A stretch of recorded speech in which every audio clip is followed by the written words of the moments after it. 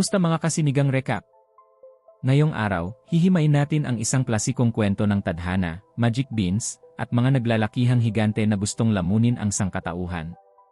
Ito ang Jack the Giant Slayer. Nagsimula ang lahat sa isang lumang alamat sa kaharian ng Cloister. Noong unang panahon, may mga monghe na gustong marating ang langit para makasama ang Diyos. Gumamit sila ng mga mahiwagang beans para magpatubo ng dambuhalang puno. Pero imbis na langit ang makita nila, napadpad sila sa Ganzua, isang mundo sa pagitan ng langit at lupa kung saan nakatira ang mga mapangahas na higante.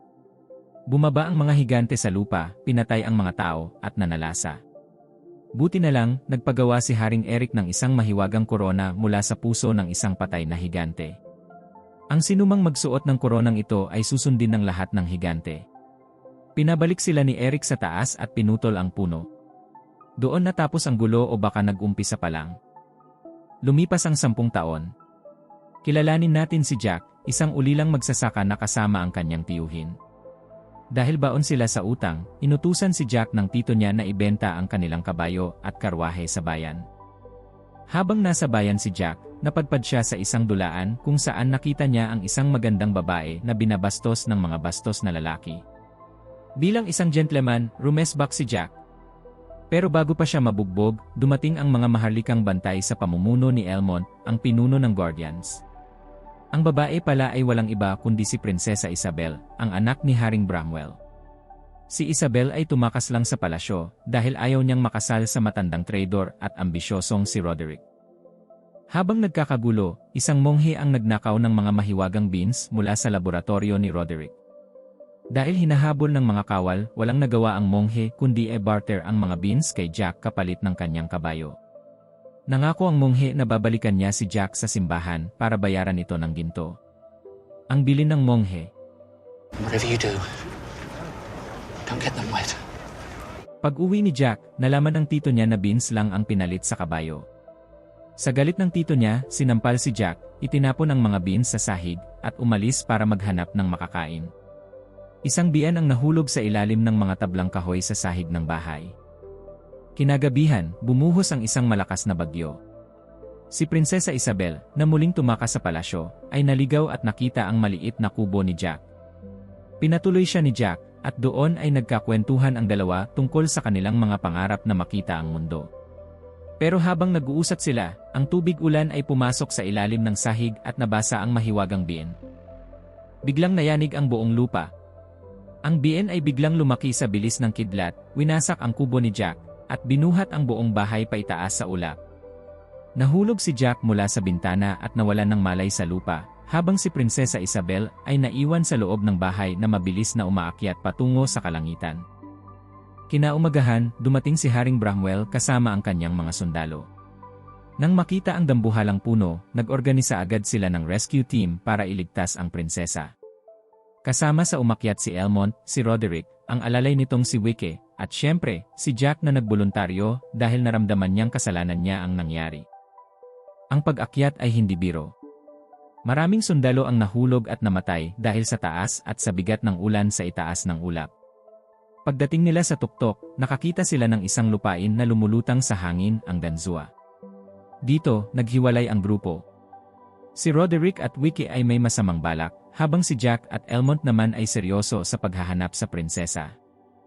Habang naglalakad, hinarang sila ng isang 2 ulong higante na nagngangalang Fallon, ang pinuno ng mga higante. Pinatay ng mga higante ang ilang sundalo at binihag si Elmont. Samantala, nang makorner si Roderick ng mga higante, inilabas niya ang nawawalang mahiwagang korona ni Haring Eric. Sa isang iglap, lumuhod ang lahat ng higante sa kanya. Si Roderick na ngayon ang bagong hari ng mga higante, at plano niyang gamitin ang mga ito para sakupin ang Cloister at ang buong mundo. Dinala si Isabel at Elmont sa kuta ng mga higante para lutuin at kainin. Si Jack naman, gamit ang kanyang pagiging madiskarte at maliit na sukat, ay palihim na nakapasok sa higanteng kusina. Nakita niya si Isabel na nakakulong sa haula at si Elmont na ibinabalot na sa kwarta, pastry, para i-bake. Sa tulong ng talino ni Jack, nagawa niyang patayin ang kusinerong higante sa pamamagitan ng pag-aksidente dito sa sarili nitong kutsilyo. Pinakawalan niya si Isabel at Elmont. Pero bago sila makatakas, hinarap sila ni Fallon. Nagkaroon ng habulan. Nagawa ni na Jack at Isabel na makatakas patungo sa gilid ng bangin kung saan naroon ang puno ng bean, habang si Elmont ay naiwan para harapin si Roderick. Sa itaas, naglaban si Elmont at Roderick. Nagtagumpay si Elmont na saksakin at patayin ang traitor na si Roderick. Pero bago niya makuha ang korona, nahulog ito sa bangin at napunta sa mga kamay ni Fallon, ang dalawang ulong higante. Ngayong hawak na ni Fallon ang korona, siya na ang may kontrol sa hukbo ng mga higante at ang utos niya.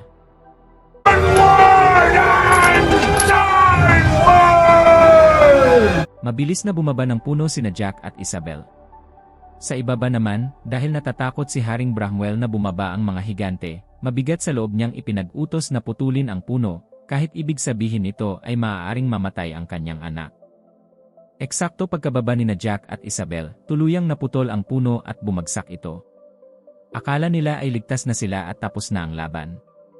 Nagdiwang ang buong kaharian at binigyan si Jack ng parangal. Pero hindi nila alam, bago pa man maputol ang puno, nakakuha ang mga higante ng mga beans na naiwan sa bulsa ni Roderick.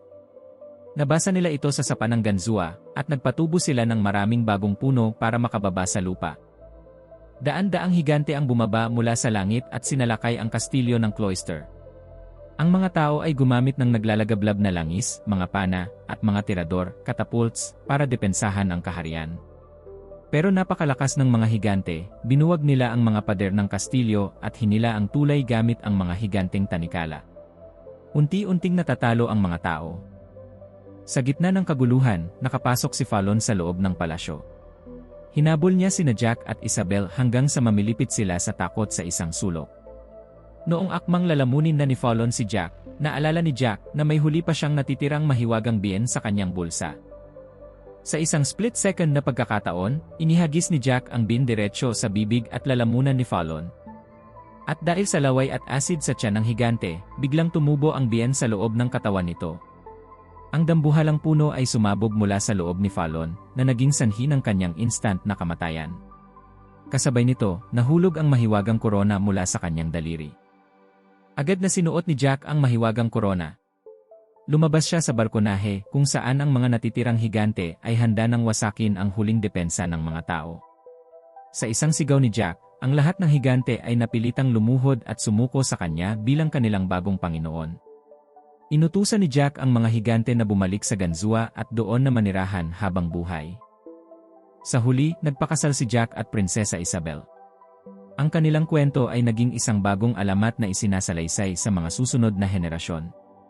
At sa huling eksena ng pelikula, ipinakita na ang mahiwagang korona ay binago ang anyo sa paglipas ng panahon, at ngayon ay nakatago na sa London Tower sa modernong England, isang pahiwatig na ang mga higante ay maaaring natutulog lang, at naghihintay ng muling paggising. At diyan nagtatapos ang kwento ng ating pelikula ngayon. Kung nagustuhan nyo ang recap na ito, huwag kalimutang i-like, mag-comment kung ano ang paborito ninyong eksena, at mag-subscribe para laging updated sa mga susunod nating kwentuhan. Ako muli si Sinigang Movie Recap, hanggang sa muli, paalam.